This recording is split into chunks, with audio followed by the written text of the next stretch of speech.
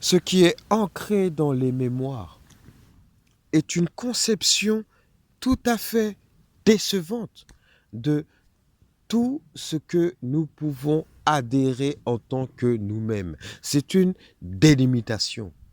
C'est une délimitation entre les prophéties, entre la fidélité de croyance, entre cette fidélité et cette culture.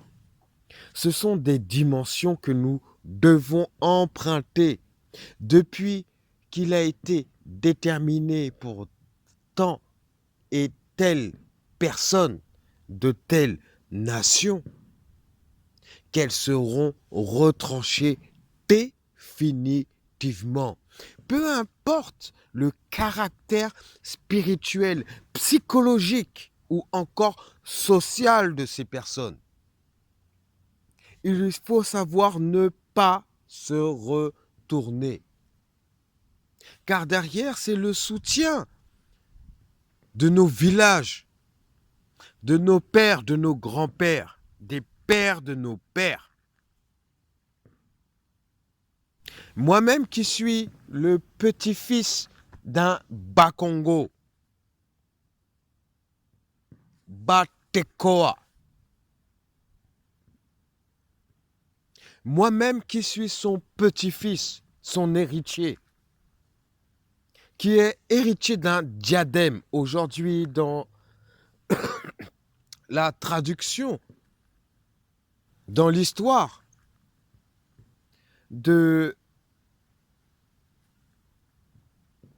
la période de transition entre l'État démocratique des trônes impériaux à la République d'Éthiopie.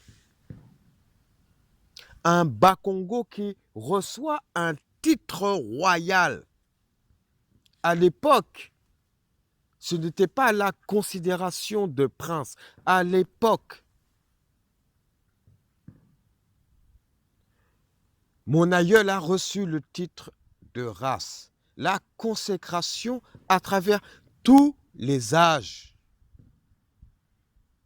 des commandements qui l'ont mené à intervenir pendant la Seconde Guerre mondiale.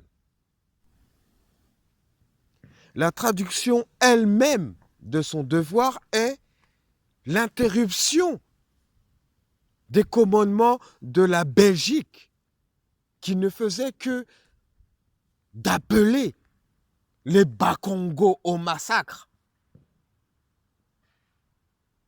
Pour d'autres, il y a plusieurs significations selon le crédit de leur victoire ou de la défaite, qui est le crédit d'un droit d'aînesse même sur le monde. Ce droit d'aînesse, je le dois à mon aïeul, son Altesse Ras Esdra Kabal. Bakikongo na Tekoa.